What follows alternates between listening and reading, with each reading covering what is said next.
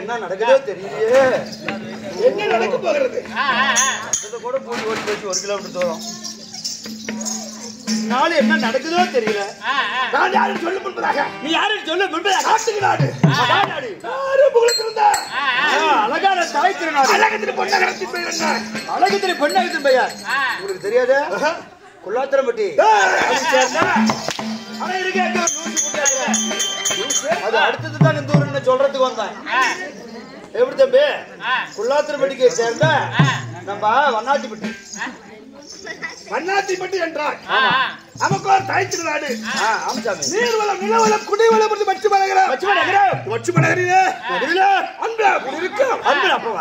பெண்களாக குடியிருக்கும் சமதரமும் தாய்மார்களும் கடல் அலை போல் காத்தளிக்கின்றார். காரணம் என்ன எனக்கு தெரியுங்க. கூத்துட்டு கூத்து பார்த்துட்டு இருக்கிறாங்க. கொண்டு வரிச்சு பார்க்கலாம்.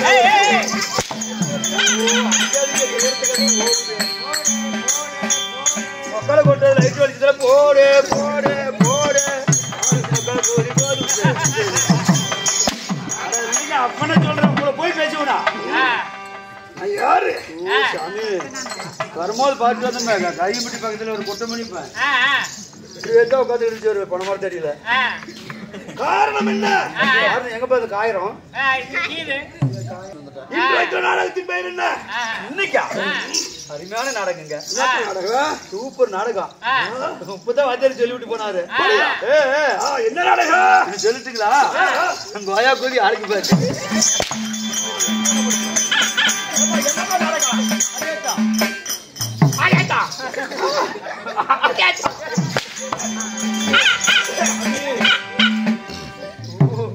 என்ன பேர் மாத்தாலும் பேச்சு கட்டிட்டு பொழுது கட்டி வைக்கட்டுமா? ஸ்ரீ மகாபாரதத்தில் பாகமாகிய எழுதிக்கிட்டு நான் பார்த்து சொல்றேன். வந்துருச்சுங்க. ஓடு ஓடு ஓடு. பாத்ரூம் அதுக்கெல்லாம் பரிசு அடிச்சுக்கிட்டேன். இன்று வைத்துள்ள நாடகம் ஸ்ரீ மகாபாரத கதையில முதல் துவக்கம். யுத்த கண்டத்தில் முதல் நாள் துவக்கம். அதாவது அரவான் கடபலி. அரவான் கடபலி. இந்த நாடகத்துல யாரு? நீ யாரு? எப்போது பேரு என்ன? என்ன உங்களோட பேரு என்னங்க? நீங்க சொல்லுங்க.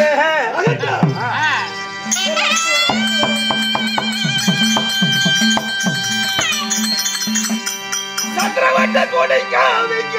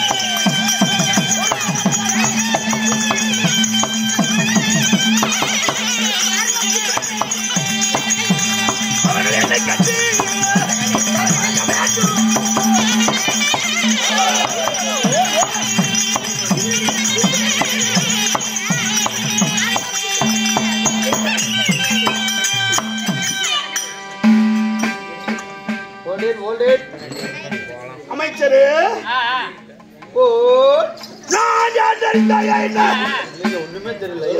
இருங்க ஒரு நிமிஷம் வரேன். மகாராஜா வந்துக்கிறாரு. அவரு வேற கோவத்துல இருக்கிற நீ குறுக்கட்டி சோத்த திருப்பி பாரு படுத்துக்கிட்டா. அப்ப சொல்லுங்க தெரியுது. ராஜாதி ராஜர்களே அனுமதி சொல்லணா பெரும்பாலும் சொல்லணும். இல்ல இந்த அப்படம் தான் எழுதி போட்டேன். அவர் சொல்ல மாட்டாங்க. நான் முயற்சி பண்றேன் சொல்லுங்க. அடையாளம் தெரியலையா சொல்லு. ராஜாதி ராஜர்களே ராஜாதி ராஜர்களே பொன்னாதி மன்னர்களே பொன்னாதி மன்னர்களே ஓட்டுபடியாகிய ஓட்டுபடியாகிய வீர பிரதாபனாகிய வீர பிரதாபனாகிய எமது பெயர் என்னங்காத ராஜா வணங்காத முடி. எங்க மகாராஜா உங்களுக்கு ஏங்க பணங்காய் முடி?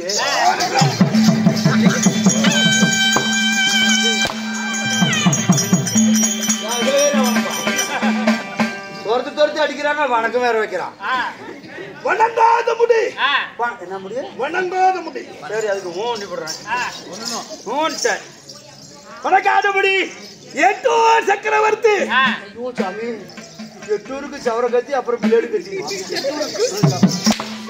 ஆனா என்னங்க லொட்டு லொட்டு அடிச்சுக்கிட்டே இருக்கிறீங்க? சக்கரவர்த்தி. ஓஹோ உள்ளுக்குள்ள சக்கரவர்த்தி. உள்ளுக்குள்ள சக்கரவர்த்தி. இந்த செட்டுக்குள்ள என்னை விட எவனா பெரிய பிடிச்சி சக்கரவர்த்தி சக்கரவர்த்தி சக்கரவர்த்தி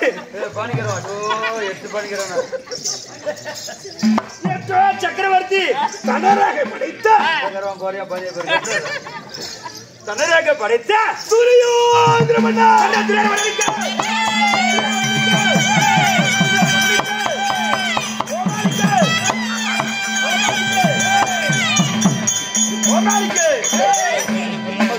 மகாராஜா மகாராஜா வேறு மன்னனுக்கு அப்படின்னுங்க ஒருத்தர் தொரு அப்படிங்கிறான். ஓமேல கேக்குற ஜே ஜே அப்படிங்கிறாங்க.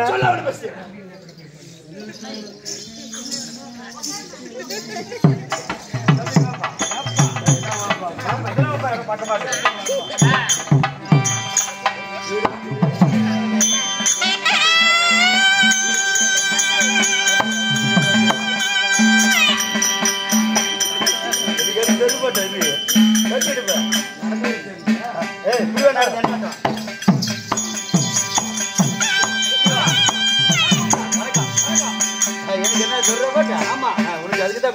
என்ன கொடுக்குறேன்?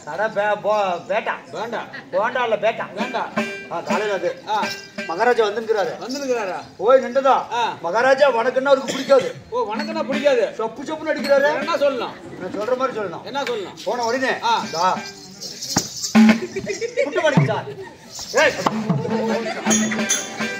ரயிலு தண்டவாள மாட்டு வச்சுக்கிட்டு இப்படி அப்படி வழக்கம் பக்கடா பக்கடா நொக்கரை போட்டு நொக்கடா அப்படின்னு அப்படியா கொடுப்பாரு பாரு. அப்படியா போய் கிட்ட போய்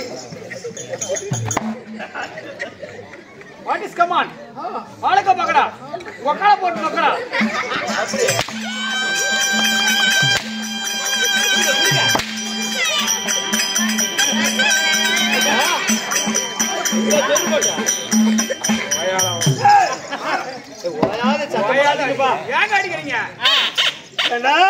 மதுப்பா வணக்கம் வச்சா நான் வணக்கத்தை ஏத்துக்கிட்டேன். அப்புறம் உட்கால போட்டு நொக்குறாங்க சொல்லி கொடுத்தாங்க. எங்க ஐயா எங்க ஐயா நீங்க சொல்லி கொடுத்தோம் மச்சானா இவன் தான் இவன் தான் அதான் போயா மகாராஜாக்கு போய் அப்படி கேட்கலாமா? எப்படிங்க ஒரு பீடி தான் கொடுங்க வாயில வைக்கிறேன். யார் வாயில வைக்கிறேன்? இல்லையா பீடி இல்ல அதுக்கு தான் கேட்டேன். சில்லற பீடி தான் கொடுங்க. உள்ளது பத்திரமா திருப்பி போல. ஐயா மகாராஜா மகாராஜா கூப்பிட வருதுங்க. அப்படி கூட பேர மன்னர் துரியோதன மன்னனாக இருந்தாரு. ஓயா ஆள நாயா இல்லைங்க இராடே லொட்டு மகாராஜா கேட்கணும்ல.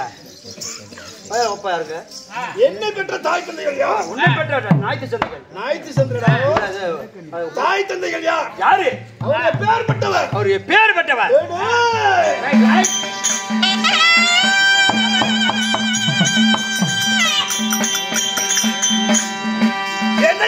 தாயாரி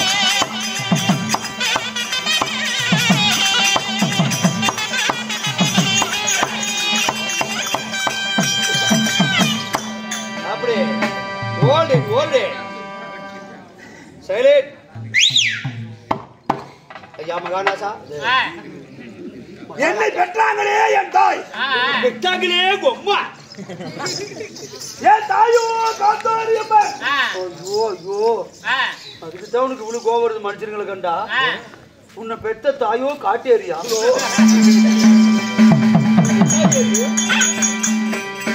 உங்க பேரு என்ன ஏரியா காந்தாரி அம்மன் சரி நான் கூட காட்டேரிங்கிறேன் ஐயா சாமி உன்னை பெற்ற தாயோ காந்தாரி அப்படி இருந்தாலும் ஒரு தாய் ஒன்று இருந்தா தந்தை ஒன்று வேணுமல்ல என் தங்க தொட்டிலே தங்க தொட்டில தாளாட்டி தாளாட்டி சீராட்டி சீராட்டி வாடா மகனே வருகால இளவரசனே என்று வாடா மகனே வருகால இளவரசனே என்று எனக்கு பெயர் சொல்லி தந்தையார் உப்பா பேர் என்ன சுதராசன மன்னராகும் காலம் மடக்கடா டே தம்பி யார் படுத்துருக்கு தெரிஞ்சு லேரா எத்தனை போய் உனவு உன்னை பெத்தாங்களே உங்க அம்மா காந்தாரி உன் தந்தை திரளாட்டி மகாராஜா ஏசாமே காந்தாரி அம்மனுக்கு திரளாட்டி மன்னனுக்கும் நீ முண்டியா இல்ல நொண்டியா நீ ஒண்டியா காந்தாரி அம்மனுக்கும் திருதவந்த மகாராஜாவுக்கும் எத்தனை பேர் சாமி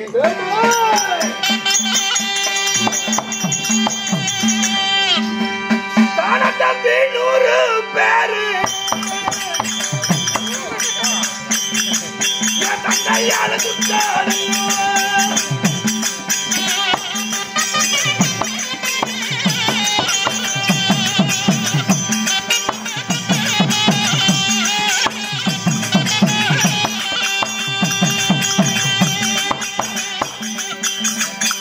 தம்பி 100 பேரு தந்தையால சுத்தாரு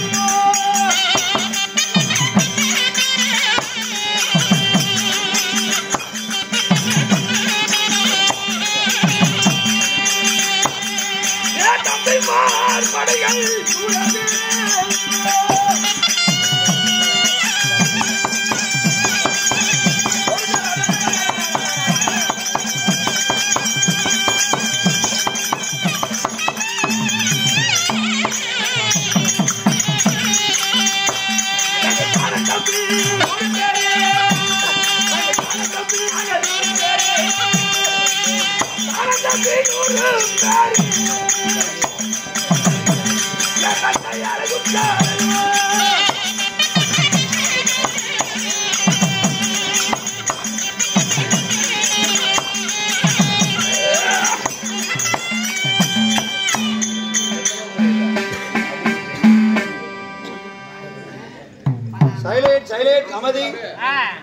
அமைச்சரே மகாராஜா காந்தாரி அம்மனுக்கும் திருதவந்த மகாராஜாவுக்கும் சரி தானே தம்பிமார்களும் சேர்ந்து சரியாக 100 மன்னர்கள்.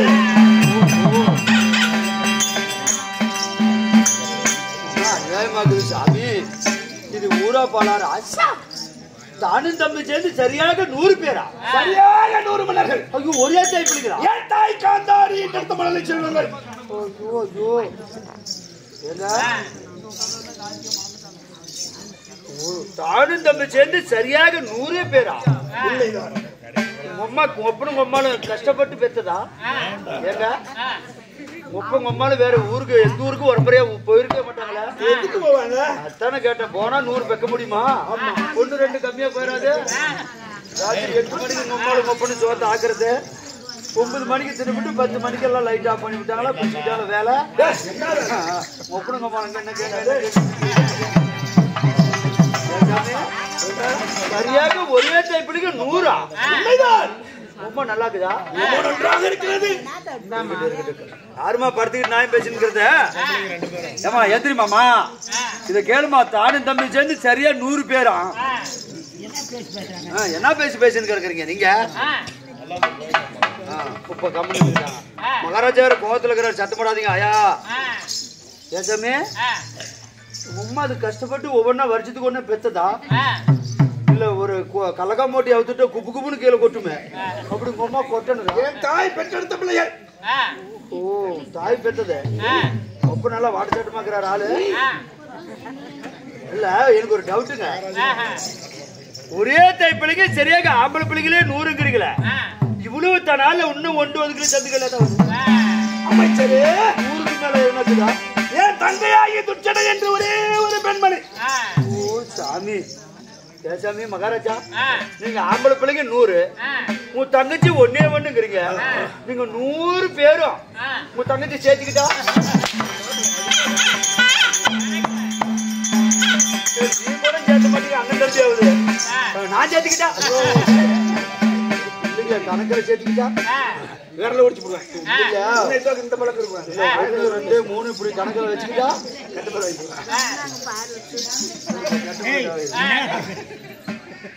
அப்பா அப்பா லைட் ஆஃப் பண்ணு. பால முடிஞ்சு லைட் எரிஞ்சுக்கிட்டே இருக்குது.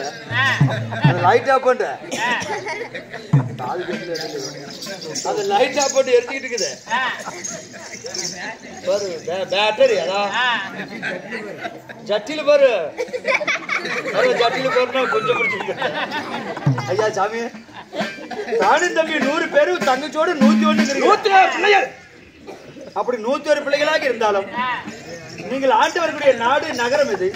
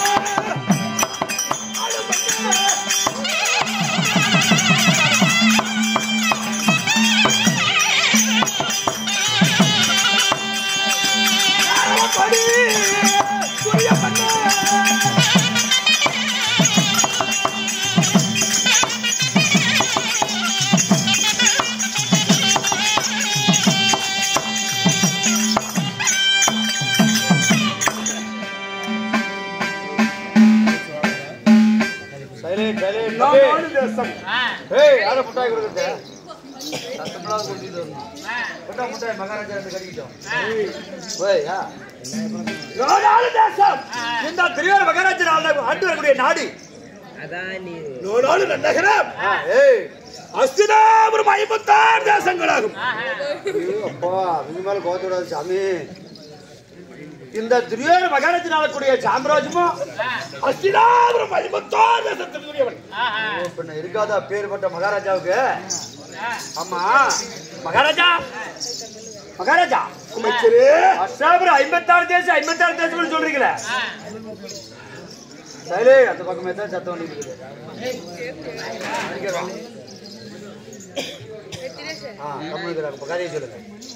56 தேசம் அஸ்தினாபுரத்துக்கு நானே மன்னங்கிறீங்களே. இந்த அஸ்தினாபுரம் 56 தேசமும் உங்க 100 பேர் அண்ணன் தம்பிக்கு தான் சொந்தமா? இல்ல சித்தப்பேர பிள்ளைங்க பெரிய பேர பிள்ளைங்க பங்காளிங்க உங்களுக்கு யாராவது எதிரிகள் இருந்தாங்க? எதை சொன்னாலும் இப்படி வருது ஆவாவுன்னு கடிக்கிறதுக்கு. இந்த 56 நாடு அஸ்தினாபுரம் 56 தேசத்தின் பேரரசர் நான் மட்டும்தான் இருந்தேன்.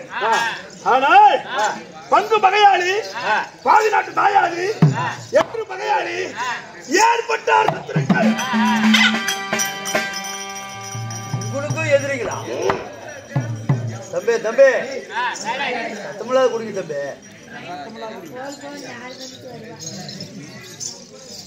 பங்கும் பகையாளி பாதிநாட்டு தாயாளி உண்மைதான். ஆனா உங்களுக்கு எதிரிங்கிறீங்கள எனக்கு ஆச்சரியமா இருக்குதுங்க. அவங்க யாரு உங்களுக்கு எதிரி? அவர்கள் யாரு யாரு யாரு பஞ்சமடாய்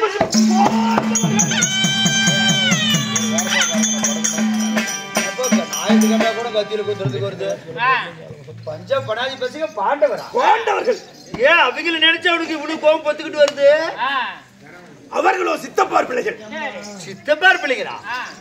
நானும் பெரிய போர் பிள்ளை. அவர்கள் இருப்பது 5 மன்னர்கள், நாங்கள் இருப்பதோ 100 மன்னர்கள். சரி, உலகம் இருப்பது 56 தேசங்கள். 56 தேசத்திலே பாண்டவர் 5க்கு பதினடி கொடுக்க சொன்னால் நாடு கொடுப்பேன்.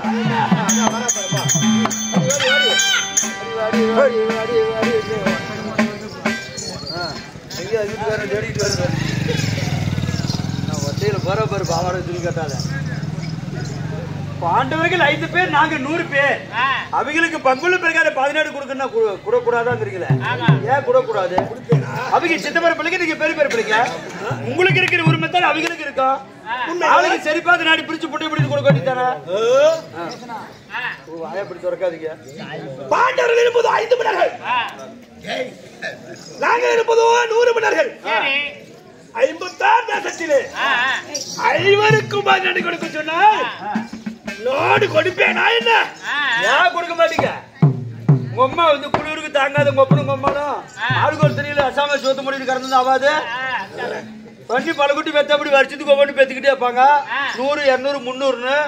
பாண்டவர் 5 பேர் இருந்தானே 10 பேர் இருந்தானே பொண்டை முடிட்டு பங்குள்ள பிரகாரம் கொடுக்க வேண்டியதானே 5க்கும். பின்ன என்ன பண்ண பாதி நாடு ஏன் ஒப்பனும் கம்முனுக்கு சொல்றது?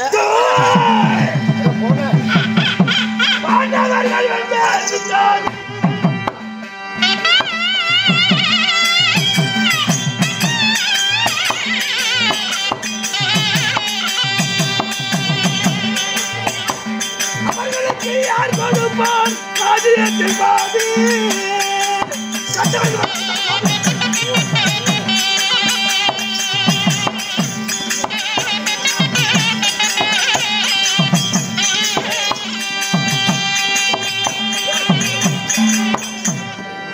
பாண்டவர்கள் வேறு ஜாதி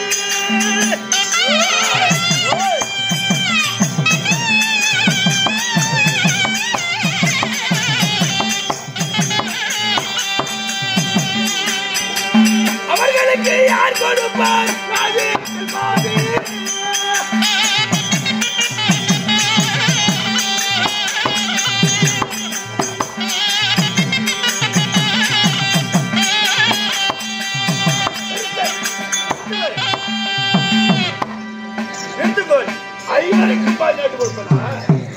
ஒரு பேச்சுக்கு ஒரு நாயை யாருக்கிட்ட வேணாலும் சொல்லி பாருங்க. பாண்டவர்கள் யாரு? அங்க ஒரு கதை அங்க கண்டுக்காது அதெல்லாம் மேல. ஆமா அதெல்லாம் கோயில் நாய். நீங்க பாரு நீ சொல்லுங்க. பாண்டவர் 5 12 கொடுக்க கூடாது. கொடுப்பேனா கண்டவனுக்கு பிறந்த குண்டக சாதி பசங்க யாரு பாண்டவர்? இவரும் ஒவ்வொருவனும் ஒவ்வொரு ஜாதிக்கு பிறந்த பாண்டவனுக்கு நல்லா படிக்கிற பசங்க கருத்தை கேளுங்க. 56 தேசத்திலே கட்டி காட்டேனே துரியோதன மன்னன் 14 கொடுப்பேனா யாச்சுமா கோச்சுக்காயா சுத்தாட்டா சொன்னேன். கண்டவனுக்கு பிறந்த குண்டக சாதி பசங்க அவங்க 5 பேரு கண்டனுக்கு பிறந்தான்னு சொல்றீங்க. நீங்க 100 பேரு கண்ணன் அவங்க கேட்க மாட்டேங்க. அதை கேட்க மாட்டேங்க. ஏன் உங்களுக்கு கேட்டுக்கிட்டு வம்பு அப்படி கொடுக்க கூட மகன் பாண்டவரை உயிர் விட்டால் என்னைக்கு இருந்தாலும் நாடு கேட்பாங்க. அவர்களை மடித்து விட்டால் நாமளே இந்த நாட்டுக்கு ராஜாவா இருக்கலாம் அப்படின்னு எண்ணம் கொண்டு பாண்டவரை மடிப்பதற்காக 1 10 100 எண்ணற்ற வந்திகள் பாண்டவர் 5 பேர்த்து கொள்றதுக்கு கொடாடு கோடி வஞ்சகமா? அது என்னன்னா வஞ்சகம்? பாண்டவர் நடக்கும் வழியில் லட்சுமண் நாட்டுது. ஓஹோ போர் நடக்கிற தடத்துலயா? சரி போகின்ற வழிகளிலே பொய்கொலையை வச்சு வைத்து அது தட சமமாக்கு நடந்தா குழியில புதக்கன்னு விழுந்து சாப்பிட்டு பேர்பட்ட எண்ணம் குடிக்கும் தளத்திலே ஊசி நாட்டிலே தண்ணி குடிச்சா தொண்டையில ஊசி குத்தி சாப்பிட்டு அப்புறம் படுக்கும் இடத்துல பாம்புகளை விட்டு வைத்து நல்ல பாம்பா பொண்ண பாம்பா பாம்பு விட்டுங்களா? அது என்ன பழக்காதி பாம்புகள். ஓ எதை கடிச்சாலும் வெசேரி சாப்பிட்டோம். அப்படி பாண்டவர்கள் சென்ற சாதத்தில் நஞ்சை கலந்து வைத்து நஞ்சுன்னா திங்கிற சோதனை வெச வச்ச. ஓஹோ இதுலயும் சாவாத பாண்டவர் சோத்தை திருவிட சாப்பிட்டும்னா அதுல பாண்டவர் செத்தா இருக்கு. வச்சப்படாதி பிசுக்கு செத்தா இருக்கலாம். செத்தா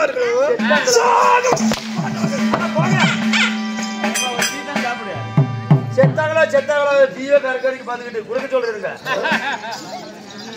டீ குடுனா குடுத்துருப்போம்ல என்னத்துக்கு என்ன அடிச்சு பாண்டவர்கள் வஞ்சக செய்து பாண்டவர்கள் சாகவில்லையே. பிறகு கடைசி என்னத்தான் செஞ்சீங்க?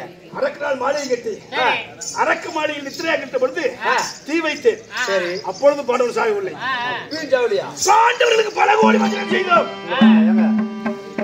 ஐயா இங்க பாராயா அது கோத்தா நாளைக்கு தான் கொட்ட வேலையில போய் பேசிக்கிட்டு இருப்பீங்க. பாண்டவர்களுக்கு பல கோடி வஞ்சகம் செய்தோம். சரி பாண்டவர் சாகவில்லையே. சரி வஞ்சகத்தில் பாண்டவர் சாகவில்லையே. விடுவேடா விடுவேடா என்ன செஞ்சீங்க? கடைசியாக என்ன செய்தே தெரியுமா?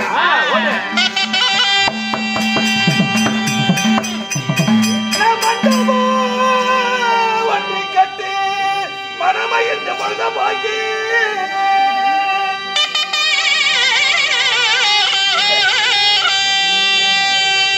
மண்டபோ ஒன்றை கட்டு மனமகிழ்ந்த பொழுத போக்கி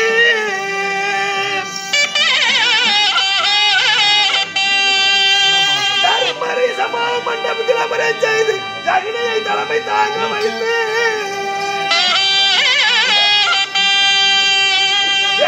சூது நல மகனை ஆடி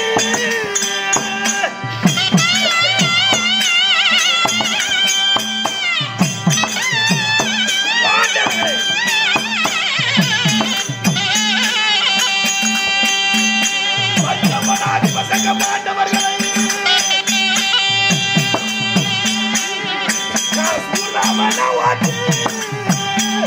வைத்து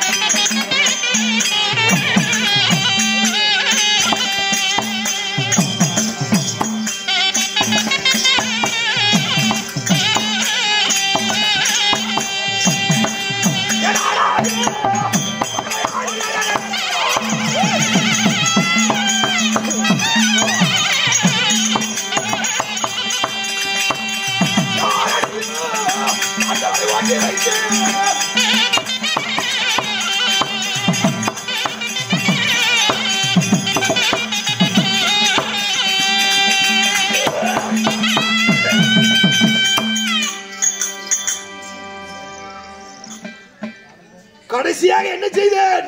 கடைசியா பாண்டவர் என்னத்தான் செஞ்சீங்க அவரை கொல்றதுக்கு?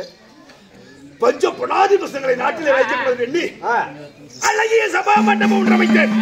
சரி, அழகிய சபா மண்டபம் ஒன்று அமைத்து தர்மனை சபா மண்டபத்தில் அமர செய்து என் மாமனாகிய ஜகனை தலைமை தாங்க வைத்து சூதுநாள் பகடையாடினோம். சூதுநாள் பகடை உண்மைதான். சரி, சூது பகடையிலே தர்மர் தன்னையும் தோற்றான். சூது பகடையில? ஆமா. அப்புறம் தம்பிமார்களையும் தோற்றான், பெண்ணையும் தோற்றான், பொன் பொருள் நாடு நகரம் நவனி சொற்கள் அனைத்தும் தோற்றான். அனைத்தையும் பகடியிலே தோற்றான் தர்மன்.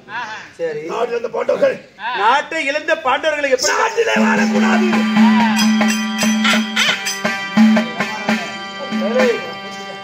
கானகத்துக்கு புறப்படுங்கள் என்று கட்டளையிட்டேன்.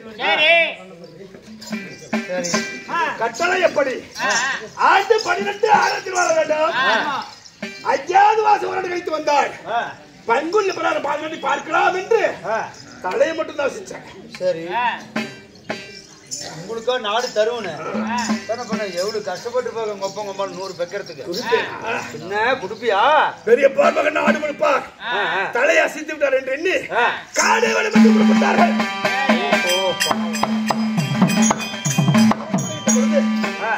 ஒரு வார்த்தை கேட்டான்.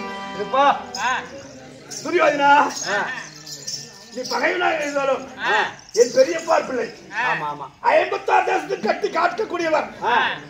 நாட்டில் உள்ள மற்ற இளவரசர்களை பார்த்து சரி உன்னை கேவலமாக பேசக்கூடாது. அதனால உன் கட்டளையின்படி நாங்கள் வனம் புறப்படுகிறோம். எங்களுக்கு ஏதாவது கொடுப்பா வளர்ந்து எடுத்து போறது கேட்டாங்க. கொடுத்தா? ஓஹோ, கொடுத்த நீய? நான் கொடுத்துட்டாங்க. எனக்கு கொடுத்துருக்கிறியா? என்னத்த? என் அருகிலே ஒரு கூடை, வெறும் கூடை கிடந்துச்சு. அந்த கூடையை காலால் உதைத்தேன்.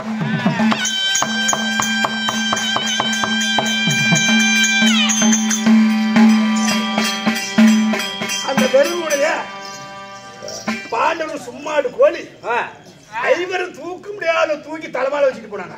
சரி, ஆண்டு 12 6 வாழ்ந்தார்கள். 5வது வருடம் கழித்தார்கள்.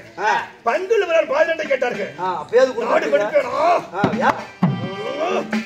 நீங்க சொன்ன உடம்பிலே ஒரு துளி ரத்தம் இருக்கும் வரை பாண்டவருக்கு அஸ்தாபத்தில் பல்லு வளர்க்க மண்ணு கொடுக்க மாட்டாங்க.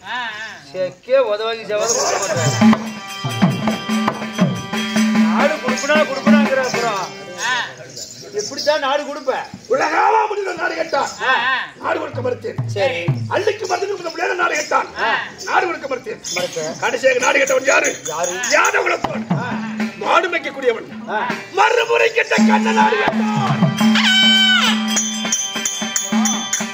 கொடுப்பேனா? கொடுப்பேனா? நீயோ மாமன் மைத்துனன். சரி, உனக்கு நாடு கேட்க அருகதை இல்லை. போய்விடு என்று சொன்னேன். கண்ணன் போனானா? போகவில்லையே. துரியோதனா, பாண்டவர்கள் தன்னுடைய நாட்டை பெற வேண்டுமாயின் என்ன செய்ய வேண்டும் என்று கேட்டான்.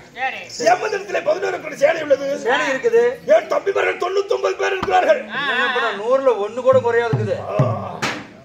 அப்புறம் என் மாமனாகிய ஜகனியும் அண்ணாய கர்ணனும் பக்க பலமாக இருக்கிறார். தைரியத்தில் 10 என்றால் பாரதம் துவக்க வேண்டும். பாரத போர்க்களத்திலே கட்சி முனையிலே யார் வெற்றி பெறுவாரோ அவருக்கே நாடு சொந்தம் என்று கூறுகிறது. விடிந்தால் பாரத போர் துவக்கிறான் கண்ணன். 10 நாள் பாரத சண்டையில முதல் நாள் துவக்கம். விடிந்தால் பாரத போர் துவக்கம்.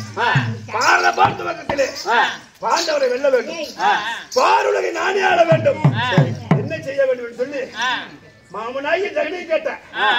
மாமன் சொன்னாரு, துரியோதனா, ஒரு வீடு கட்டுவதாக இருந்தாடா அதுக்கு ஒரு பஞ்சாங்கம் ஜாதகம் பார்க்கணும்.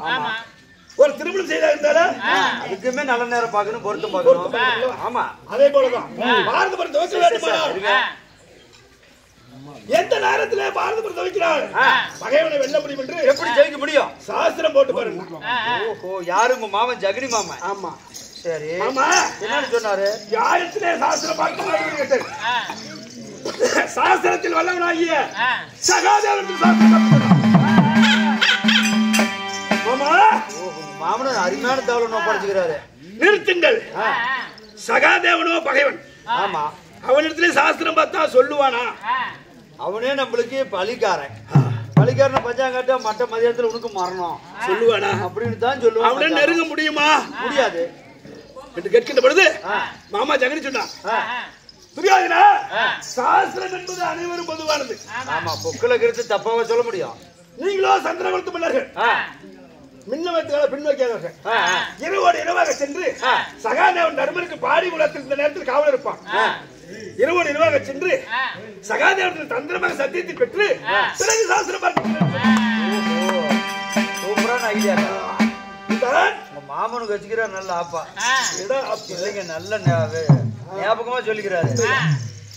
சகாதேவ கிட்ட சாஸ்திரங்கள் போய் பார்த்தா உள்ளது உள்ளபடி எடுத்து சொல்லிருக்காங்க. ஆமா, இந்த சண்டையில முதல் நாள் துவக்கத்தில் நீங்களே ஜெயம் பெறுவீங்க. அதனால நான் இப்ப எங்க போற வேண்டாம், இப்பொழுது எங்க சந்து கடிக்க போறோம். அதே ஞாபகத்தில் இருக்கிறோம். நல்லா இருக்கும். சகாதேவனத்திலே சாஸ்திரம் பார்க்க போக வேண்டும். அப்படி செய்வதாக இருந்தாலும் என் மனைவி பான்மதி இருக்கிறார். பான்மதியை அழைத்து ஒரு வார்த்தை சொல்லிவிட்டு பிறகு சகாதேவனை சந்தித்து சாஸ்திரம் பார்ப்போம். சரிங்க மகாராஜா, அதுக்கு நான் என்ன செய்யணும்? என் மனைவியை போய் கூட்டிட்டு வா. ஐயோ மகாராஜா, மகாராஜா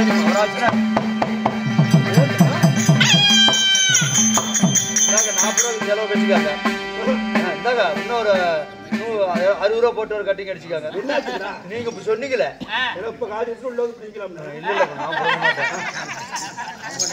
இல்ல என் பொண்டாட்டிட்டு நீ போடா, நீ அதுக்கு தாங்க சந்தோஷமா. மன்னர் அழைத்தார் என்று மகாராணி அழைத்து வா.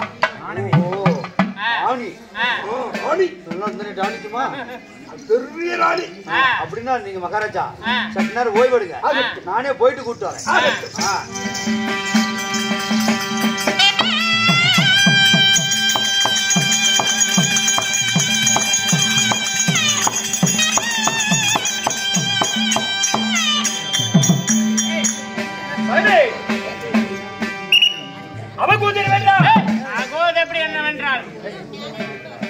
அகோதம் என்னவென்றால் கேளுங்கள் சபையர்களே, மன்னராகப்பட்ட அஸ்தாபிரத துரியோதன மன்னன் முதல் நாள் சண்டைக்கு எப்படியாவது சகாதேவனுக்கு சாஸ்திரம் பார்க்கணும். அதுக்கு முன்னால் தன் மனைவியாகிய பான்மதி பெருந்தோள் அழைக்க அம்மாள் பெருந்தோள் சபைக்கு வருகிறார். அவரால்